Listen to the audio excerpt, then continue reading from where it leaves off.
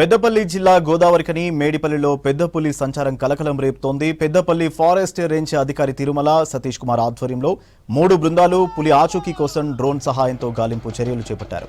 లింగాపూర్, మేడిపల్లి, పీకే Ramayya camp, పాత రామగుండం ప్రజలు అప్రమత్తంగా ఉండాలని డప్పు చాటింపు వేయించారు అధికారులు. రాత్రిపూట ఒంటరిగా బయటకు వెళ్లొద్దని హెచ్చరించారు అటవీ శాఖ అధికారులు. అందరూ జాగ్రత్తగా ఉండగలరు.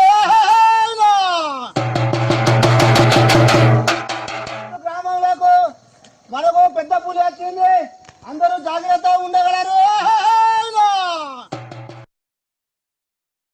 వెతికి చూస్తే పులి అడుగుజాడలు కనబడ్డాయి, పగ్ మార్క్స్.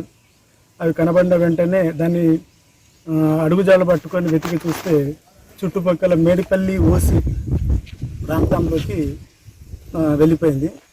అక్కడ పూర్తిగా గమనించి చూస్తే ఏంటంటే అది కంప్లీట్ తుమ్మలు మరియు పొదలతోని కప్పబడి ఉంది. తదుపరి మాకు అక్కడ రాక్ ప్యాచ్ మరియు తుమ్మలు ఉండడం వల్ల అడుగుజాడలు కనబడలేదు. ఇక్కడ ఇది అడుగుజాడలు గమనించి వాటిని వెతుకుతున్నాము. కావున ఏంటంటే ప్రజలకు కూడా మేము చెప్పాల్సింది ఏంటంటే అప్రమత్తంగా ఉండాలి.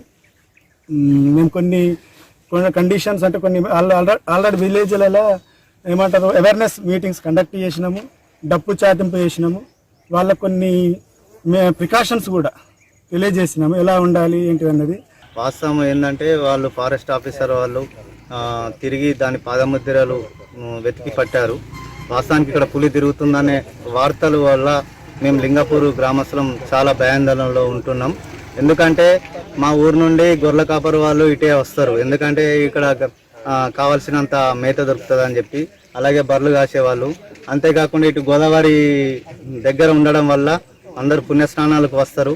కాబట్టి మేము గత 4 రోజులుగా భయం గుప్పెట్లో లింగపూర్ గ్రామ ప్రజలం కానీ ఇటు పాములపేట విలేజ్ రాములం ప్రజలం కానీ బతుకుతున్నాం.